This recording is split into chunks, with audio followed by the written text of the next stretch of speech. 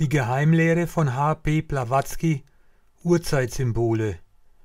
Symbole aus dem zyklischen Allraum. Allumfassende, absolute Unendlichkeit. Das erste archaische Symbol zeigt einen leeren Kreis. Es zeigt die zu Beginn vorherrschende, vollkommene Leere im Allraum, im Diesseits.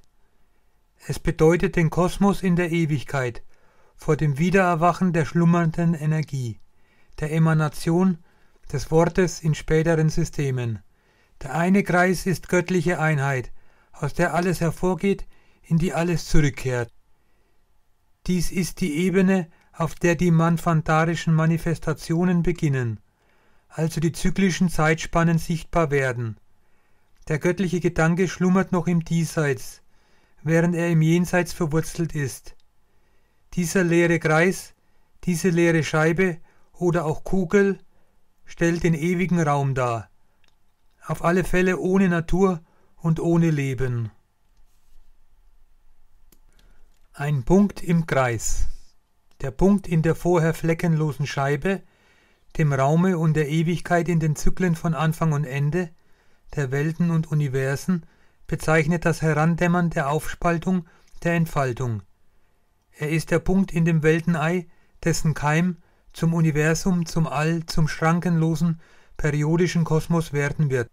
Ein Keim, der periodisch und abwechselnd, ruhend und aktiv ist. Blavatsky spricht hier auch von einem ersten Entstehen der Natur. Noch ist sie ungeschlechtlich. Es gibt nun einen Kraftraum im Leerraum.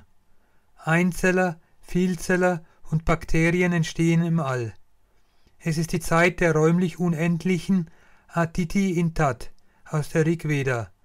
Aditi ist in Indien die Göttin des Raumes.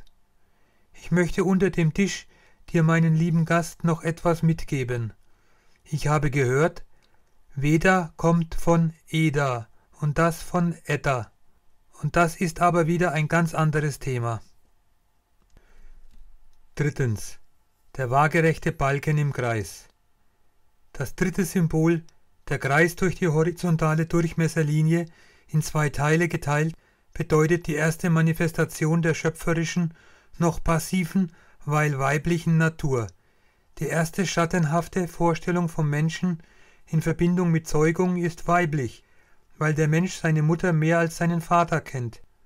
Daher waren weibliche Gottheiten geheiligter als männliche. Die Natur ist daher weiblich und bis zu einem gewissen Grade objektiv und fühlbar, und das geistige Prinzip, das sie befruchtet, ist verborgen. Einfache Lebewesen sind entstanden. Viertens. Der senkrechte Balken im Kreis. Die Trennung der Geschlechter findet durch schöpferisch geleiteter Evolution statt.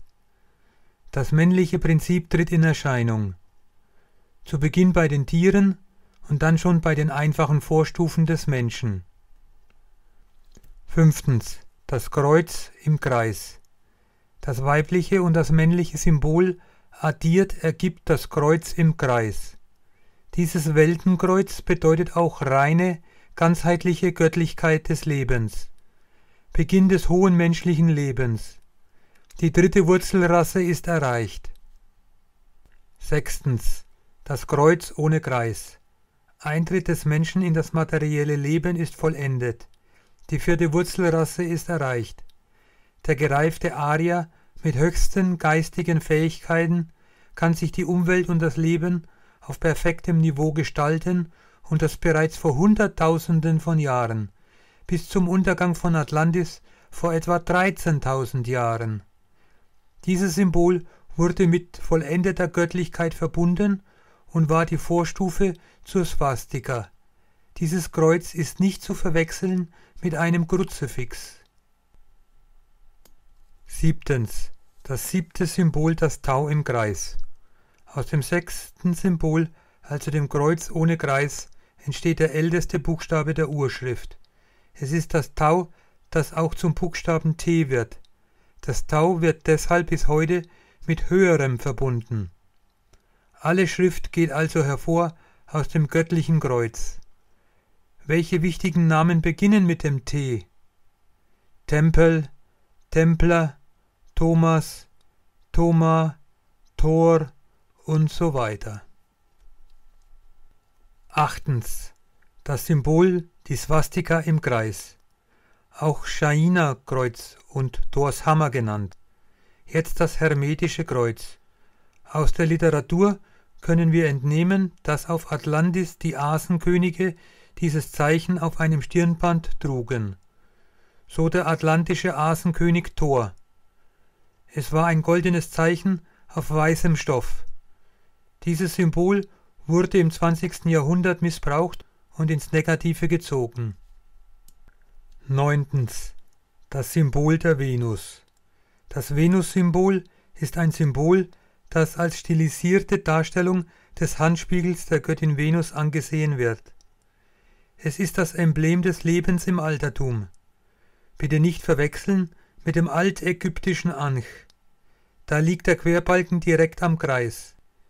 Über dieses Objekt lohnt sich ein eigenes Video. Da habe ich eine noch nie geäußerte Meinung. Vielen Dank für das Zuhören. Blavatskys Texte verstehen viele erst im Laufe der Zeit. Die Schreibweise ist aus dem 19. Jahrhundert. Viele Begriffe sind aus fernen Kulturen. Ich werde manches vereinfacht wiedergeben und auch mal Erklärungen einfügen. Ich gebe die Geheimlehre in kleinsten Einheiten von wenigen Minuten wieder. Das wird viele Teile und Zeit erfordern. Auf alle Fälle wird es stetig spannender. Deshalb lohnt es sich, mir zu folgen und den Kanal zu abonnieren. Auch über ein Like freue ich mich ehrlich. Bis zum nächsten Mal.